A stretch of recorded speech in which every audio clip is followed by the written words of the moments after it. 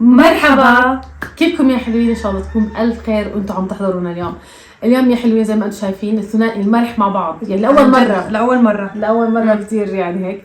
فحاليا انا وتسنيم حبينا نعملكم فيديو مع بعض عشان نشرح لكم الوضع الحالي وكيف كيف مرت الفترة الماضية، وين اختفينا وليش طولنا، شوف رح تلاقوا حاليا مني اكثر من تسنيم شوي هيك مش شرحه بس انه تردد بالحكي وهيك، يعني مش ظابطه على الحكي معي وعلى الكاميرا لانه من زمان مش بصور. بس شو اسمه، ان شاء الله امورنا بتمشي ان شاء الله يعني اتوقع بصعوبه، يعني جر والله ما جرها عشان تصور بس الحمد لله زبطت واخيرا زبطت تمام. المهم حاليا احنا متشجعين شوي لانه عندنا اشياء الفتره الجايه نصورها، فقلنا ان شاء الله انه خلينا نعمل لكم فيديو ليش احنا مش لنا فتره يعني مش عم نصور ومش عم ننزل اشي، ونكمل فيديوهاتنا الطبيعيه كل حدا لحاله. بالضبط. هلا هي لانه فتره اجازه إلها تمام بالاردن، للي ما بيعرف تمام يعني عندي على الانستغرام بيعرفوا، فراح احط لكم هلا الانستغرام تبعي والانستغرام تبع تسنيم عشان تتابعوه.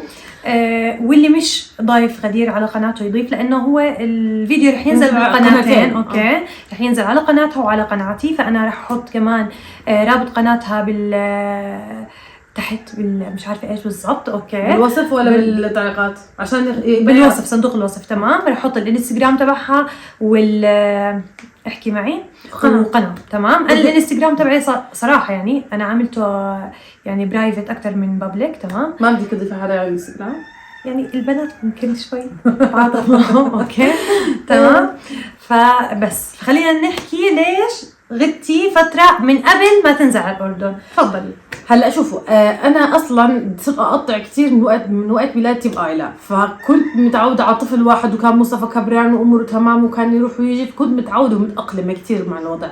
بس مصطفى خلص يعني كبر، بعدين اجت آيلا، حملت بآيلا وانا حامل كنت عم بصور عادي، وآيلا اسم الله شقيه ومصطفى صار اشقى. فبعد ما ولدت كثير صار الموضوع صعب علي، فصرت انا مش عارفه اوازن بين البيت وبين التصوير، وصار من غير شرح عن مصطفى صار موضوع مرض مصطفى اللي ما بيعرف بيرجع بالتعليقات بيعرف، فصار بالفيديوهات مش بالتعليقات. اسفه عادي اللي زمان مش صار سكيب المهم فصار مشكله مصطفى، فالحمد لله رب العالمين اموره شوي هلا تمام.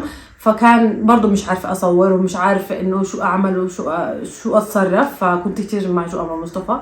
وبس بعدين كبرت صار بدها تمشي وتعمل كثير الوضع كان متفاقم معي. هلا دخلنا في مرحله تنظيف آيلا، فيعني هي اصلا يعني مش متجرأة تعمل هاي الخطوه لحالها، هاي الخطوه لحالها بتركيا، لانه آيلا عنيده ما شاء الله يعني لمين طالعه ما بعرف. لا مش الي مش إلها ابدا. فهلا آيلا جبتها لماما، قالت لي ماما خلاص جيبي لي اياها انا بنظفها هون. فهلا اسم الله عليها عم نحاول انتزاع الحفوضه، فالحمد لله يعني نجحنا بنسبه 70% ان شاء الله. يا رب تكمل على خير ان شاء الله. هاي نزلتي بقول لكم الثانيه اللي ما نزلت فيهم مرتين، ما صورت فيهم اصلا يعني، وما خبرت الا على الانستغرام.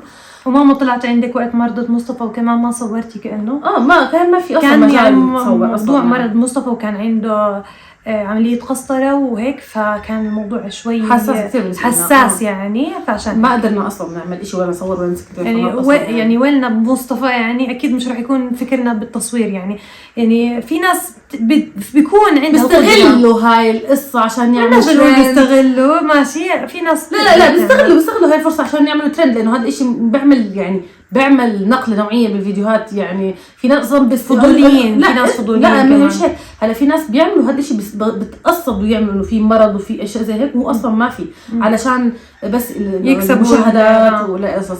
بس احنا ما يعني حتى لو في هذا الشيء مستحيل انه نطلع نحكي انه ها تعالوا والله في عملية ابني تعال اصوركم تعال اعملكم، ما بقدر يعني فترة امتحان من رب العالمين يعني بدها تكون يعني إلها حرمتها واجواءها وصعب الواحد يعني هو من هون يطلع يعني ما بتكون بعقلك اصلا يعني. الحمد لله رب العالمين مرت على خير.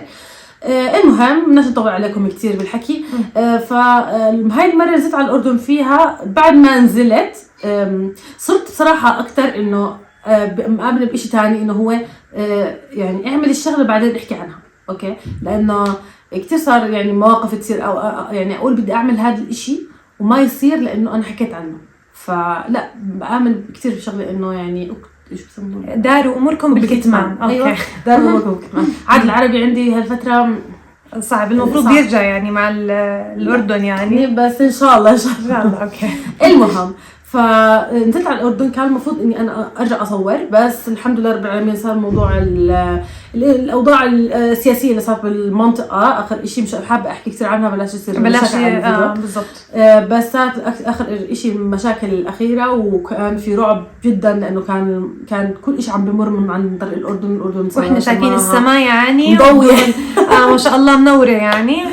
فكنا كثير خايفين وبصراحة كنا إحنا يعني ما بحكي عن غدير، إحنا كتير مرعوبين على الأولاد. تخيلوا يعني صفى الموضوع سوري يعني، بس إن إحنا خايفين على الأولاد أكتر ما إحنا خايفين عليها. بس ضلينا فترتها يعني أعصابنا مشدودة. وفيرمان جوزها 24 ساعة ألو غدير يلا روحي، بتقول له غدير طب أوكي أنا بدي أروح تمام، بس الطيران يفتح. أنا معي أسبوعين جاي يعني. أصلا أسبوع جيت وبعدها صار الموضوع يعني هي تقريبا تاني ولا ثالث يوم العيد. أنا جيت ثاني يوم العيد، فجر ثاني يوم العيد. ثاني يوم العيد لغاية الآن. بس لما صار الموضوع أول ما صار يعني من أولها وإحنا عايشين برعب، ما بكفي الوضع اللي صاير. وكمان فيرمان كتير خاف، لأنه إحنا كان يشوفه كان يقول له مثلا، وإحنا كتير خايفين كتير كنا خايفين على الأولاد. آخر إشي كنا متشاور عن جد ببعض إنه خلص بكفي خليها تسافر. يعني الواحد مرات لما يحب حدا بقول له روح، يعني أنا بأمن عليك روح خلص، يعني أنا خليني يعني أطمن عليك وأنا مرتاحة. فهيك اللي صار معنا ومع ماما وأهلي يعني. بس الحمد لله مرت على خير، والحمد لله قبل ما أروح أو يصير أي شيء الحمد لله إني ضليت. بس والله يفرج على أهل غزة كمان. آمين آمين آمين آمين يا رب. آمين. دائما ندعي لهم والله، دائما دائما دائما إن شاء الله يفرج عليهم. آمين. فهلا دور هسه تحكي لكم شيء مش موجود بالساحة، بس خلاص إن شاء الله إحنا متفقين يعني. أنا أحكي أنا عملت آخر وصفة اللي هي وصفة المعمول الفاشل، نزلتها على القناة وقلت عنها فاشلة بصراحة يعني ما بكذب تمام. والله الله يسامح اللي نزلت الفيديو، ما بعرف شو بتهيأ لها، بس أنا حطيته من باب إنه الناس تشوف الإشي المنيح والعاطل. إنه في شغلات كتير حتى الناس اللي بتعرف تطبخ والشطورة شوي يعني بعتبر حالي الحمد لله شطورة بالأكل، فيعني مرات بزبط معهم إشي ومرات ما بيزبط.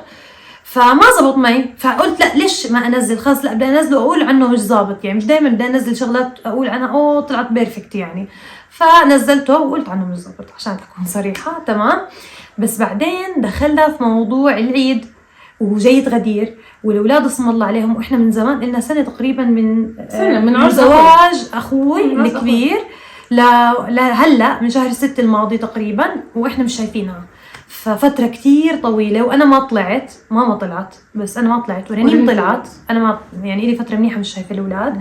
فالتهيت معهم وأنا بعتبرهم أولاد غدير أولادي يعني، لأن فعليا أصلا يعني أنا كتير شاركت حتى بتربية مصطفى أكثر من آيلا يعني. فمصطفى بحسه ابني يعني، بحكي لها ابني أصلا يعني هي أنا بزعل يعني أنا ما بزعل، أنا بقولها اسمعي أنا اسمها بحكي معهم كأني بحكي مع صاحبتي عادي المهم مصطفى بس يعمل اي شيء او يخرب او يعمل اي شيء فبتقول شوفي، قلت لها روحي شوفي ابنك لحالك، هو ابنك مش ابني، فروحي شوفي ابنك ما يدخل. انا بس انا مبسوطه عليه، انا طايره بالفرحه فيه يعني. صح بيغلب مرات توصل مرحله انه الطفل كتير شقي بيغلب يعني بس تعرفوا عن جد مرات بستحمل كتير ماشي، بس لاني بحبه وعارفه انه خلص يعني ابني عن جد ابني تمام. فبس عشان هيك أنا اختفيت.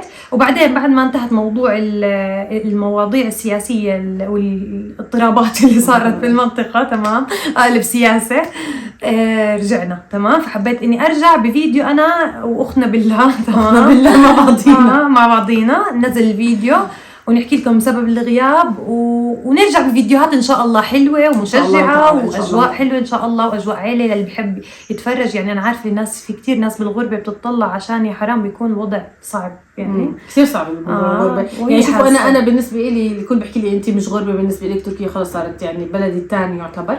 بس قد ما يكون واحد مش زي بيته يعني الأصلي يعني مش زي المكان اللي إجا منه، فبيعتبر المكان الأصلي له يعني هو اللي منتمي له أكتر يعني. فعشان هيك يعني قد ما يكون انا حاسه انه هداك بيتي طبعا وهيك يعني وبلد الثاني، بس بتحسي مرات باحساس الغربه يعني، لانه بعيد عن اهلك وبعيد عن اصحابك وبعيد عن كل الناس اللي بتحبيهم. بس سلام سلامكم.